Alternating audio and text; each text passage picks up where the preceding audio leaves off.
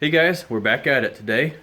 We are with our 2015 Volvo that I have the hood open here for. And I have that dreaded low battery voltage message on the car. The OEM batteries apparently on these things were not all that great. So probably within the first 3 or 4 years you're going to have to replace yours. At least if you have these mid 2010 range cars, it seems like.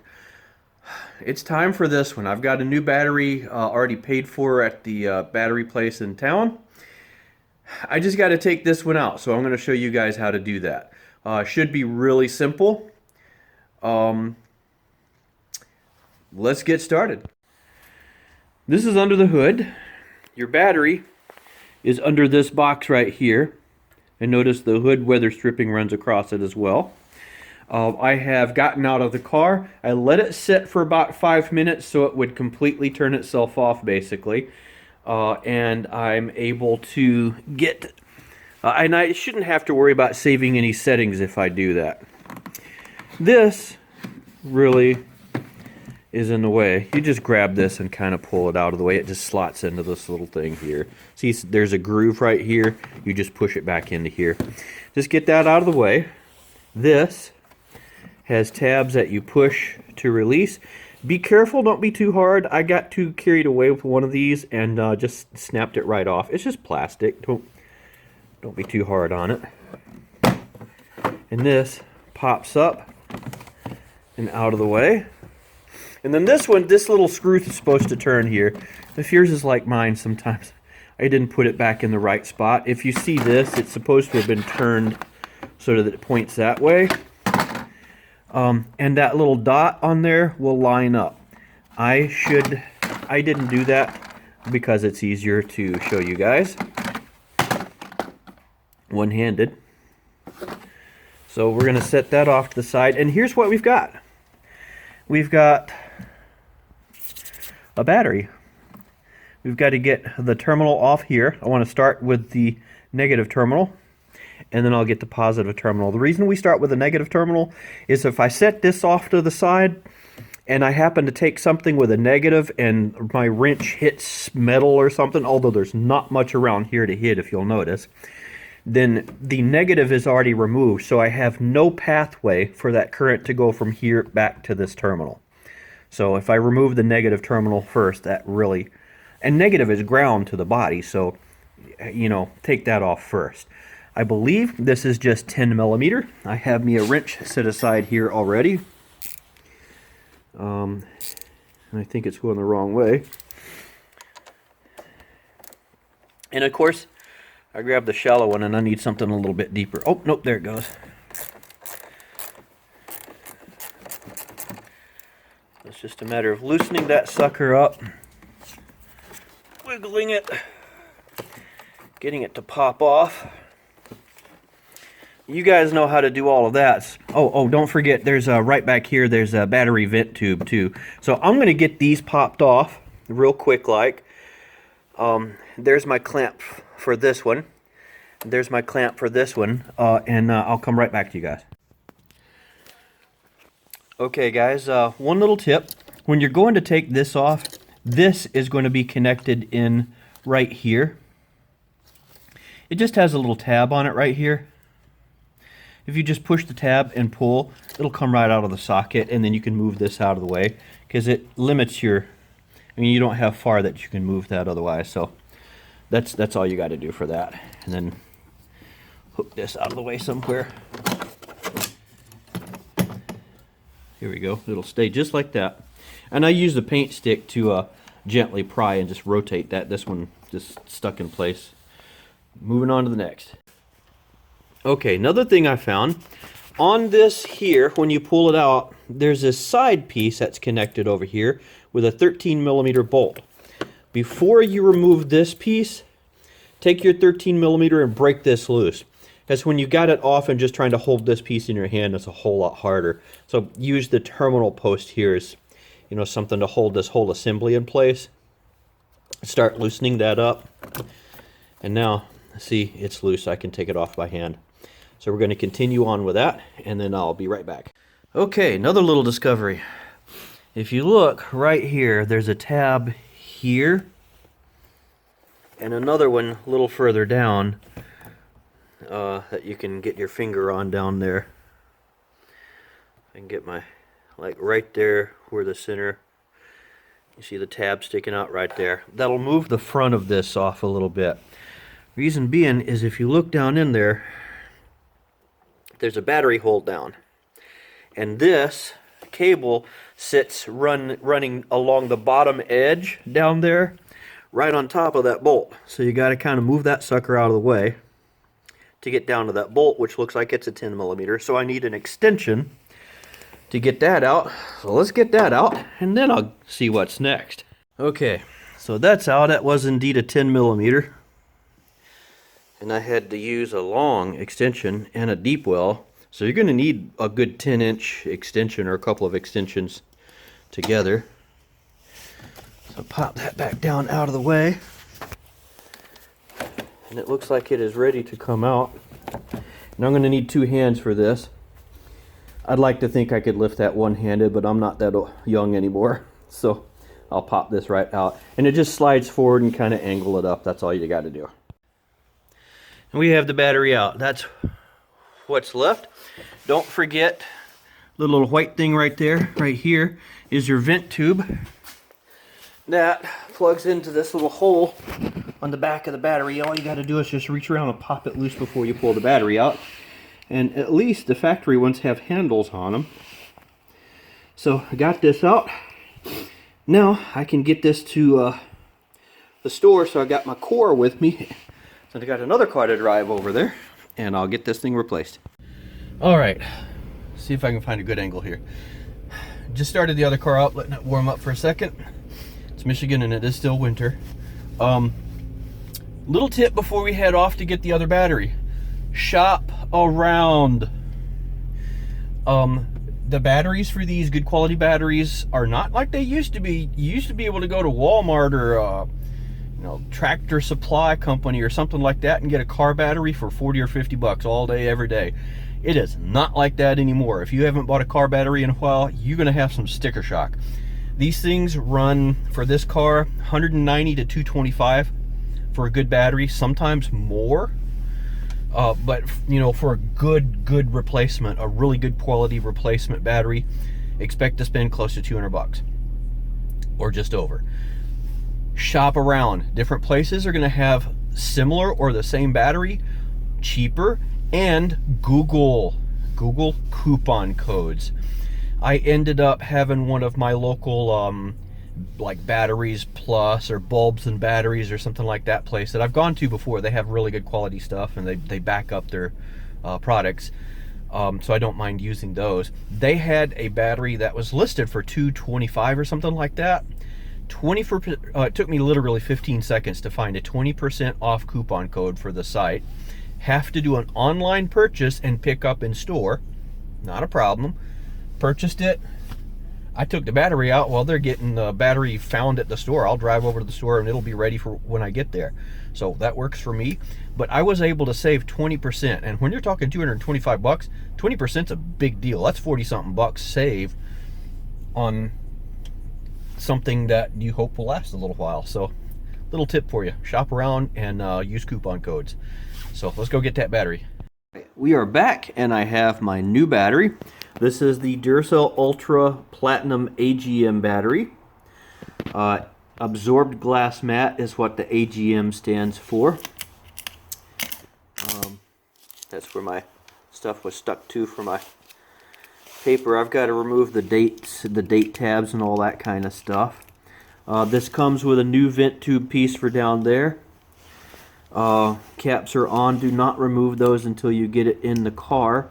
So we are ready to get this sucker put up in here. So of course I'm going to need 2 hands to do that. So I might see if I can hang my camera off of something here, and I'll get right back to you guys. Alright, I'm going to try to show me sliding it back into position here. Let's see how well this works.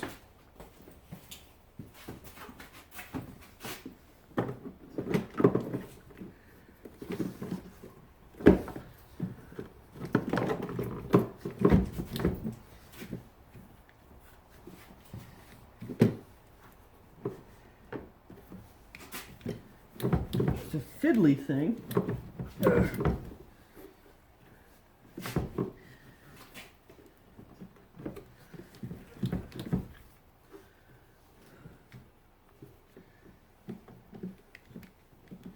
Now let me get some more light over here and I'll get right back to you guys. You can see it's a tight fit, so you're going to have to wiggle it and work with it a bit. Okay, I got it in. Whew, I just had to angle it in there and push down on this as I pushed back, and it went right in.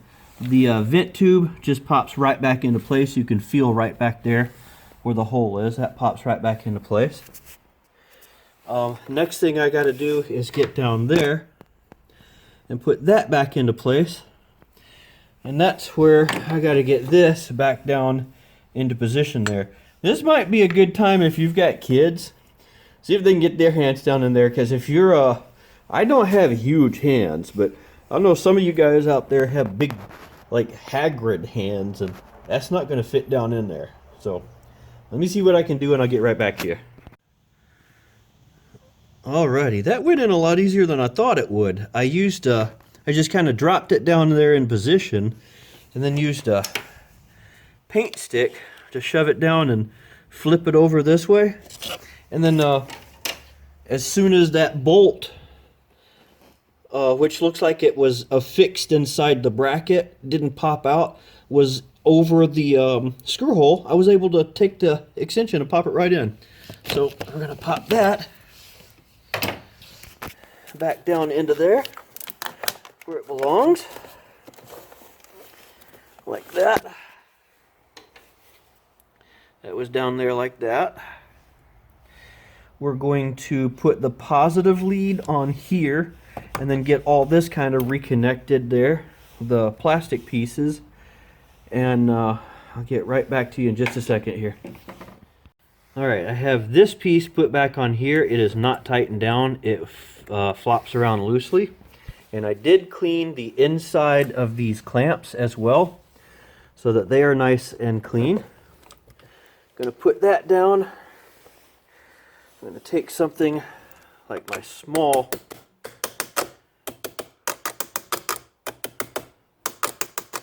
thing there, lightly tap it into place and clamp that down nicely. And it's just, you know, you'll see it's in place because it goes down onto the bottom of the post there. Clamp that down good. That's nice and tight. Take my 13mm, finish tightening this up.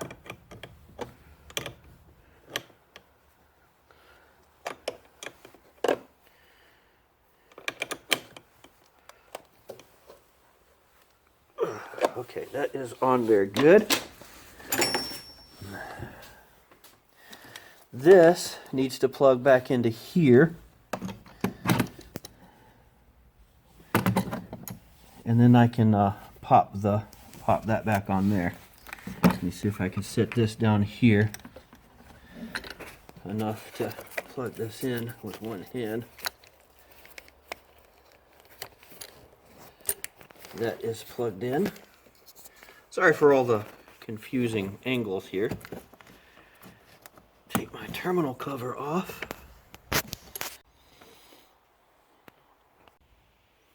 Alright, I'm back. Sorry, I think I did something with my camera there.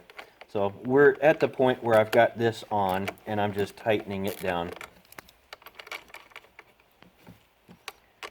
Make sure it is also tapped into place good.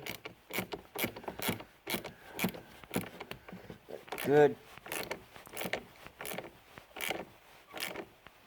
Nice tightly clamped down. Okay, that feels good there. Now it's just a matter of putting all this stuff back on, setting that down into place. See, there's little tabs under it there, so you gotta clip it in under here first, and then turn that to tighten it down into hold it down, and you see the little dot, you turn that to face that way. I don't have a screwdriver on me right now, so I'm going to grab that and put these two pieces back on, and then I'll show you this. Okay, got those on. I have that turned to the right position there. This just kind of slides up under there and then pops right back down. It's super easy, same way we got it out. And this, if you look at the edge there, it's got that little groove. Just start up here where it's already in and just kind of take your finger and work your way down the line, and you'll feel it when it pops back in. That's all there is to that. That's super easy to put back in. Now, I got to get my tools out of the way, and I'll go start her up and see if she runs.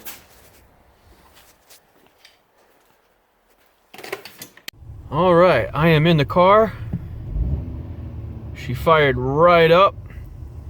Let's go to the radio. Oh, and I don't have it to, so I used to have it set to show all the different options there, and it doesn't right now. But it looks like it held all my memory and everything, and I had the battery out probably an hour, hour and a half, so I think we're good. We're gonna call it quits, and I'm gonna go take it for a ride. See you guys later. Hey, so far, I think this is a wildly successful battery change. I didn't lose any settings that I am aware of so far. And I've only driven it like 2 miles down the road, and I can already tell a difference. It's 36 outside where I'm at right now. And turning my heat seaters, or my seat heaters, this warming on the seats, automatic heated seats thing, always took a few minutes to warm up. This time it was almost immediate, and my start stop hasn't worked for a while now. Now I'm coming up to a stop, engine shuts off. So my start stop feature is back now. The start stop feature will not function if either the battery is in a low voltage condition or the battery is extremely cold, like if it's negative temperatures outside. So if you have symptoms such as that, like your start stop isn't working or something like that, you've probably got a battery starting to go bad. So pretty soon you're going to see that low voltage warning, and you're going to have to swap that sucker out. So hope you've learned something. I know I have. It was it's always fun learning how to do a new part or something on a car. It's never fun spending the money on it, but at least we can say this was a success, and I hope I was able to help one of you guys out there too. See you later.